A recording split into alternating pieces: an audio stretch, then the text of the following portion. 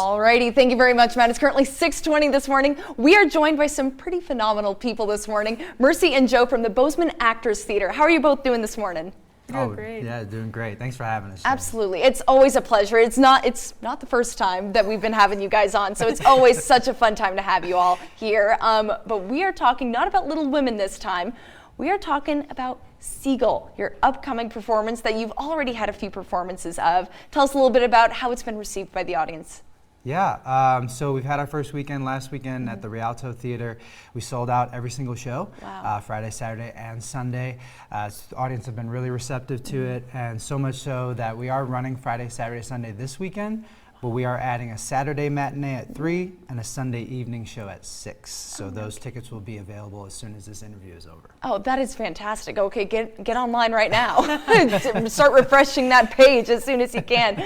Mercy, tell us a little bit, for those at home that don't know, what is Seagull? Tell us a little bit about the show.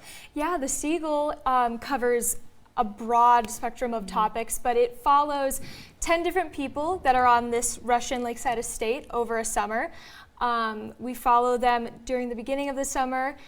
We see a couple of boiling points roll over, and then we check back up on them about 2 years later to see kind of the fallout of that summer and everything that happens. Wow.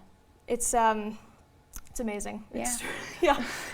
Well, it sounds gripping. That's for sure. Tell us a little bit. It takes so much to get a piece of work from beginning to end, onto the stage. Tell us about how long you all have been working on the Seagull.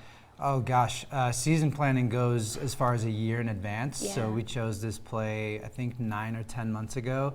I've directed it, and I was lucky enough to have Mercy as a stage manager. Mercy also serves on the board of directors, and we've sort of been teaming up and hiring designers, and then we hire actors. And we only have 3 weeks of rehearsal to put this thing on, and we only have about 3 days in the actual space before the show opens. So there's a lot of trust with the directors and actors, and we've got such a great cast, such a great team of designers, great stage manager, and we just couldn't not have asked for a better crew for this one. Yeah, Mercy, tell me what makes the Seagull super unique compared to maybe some of the other productions that you all have been putting on? Sure. The Seagull is by Anton Chekhov, which is a playwright that doesn't get covered too much around these parts. It's very unique. We've talked about it a bit. We think arguably it could be harder than Shakespeare in many regards. And it was written at a very transitional time in 20th century theater. It has a lot of pieces of the old theater and pieces that you can see influenced so many pieces of our modern theater. It's a very, very cool little time capsule of a piece. Definitely. Yeah.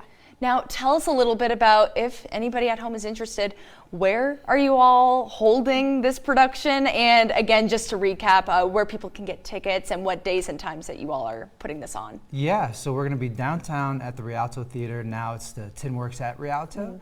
But you can buy tickets on our website, bozemanactorstheater.org. You can follow us on Instagram, shoot us a DM that way. Tickets are $30 for adults, $15 for students. But since we have been selling out, we are going to offer standing room tickets.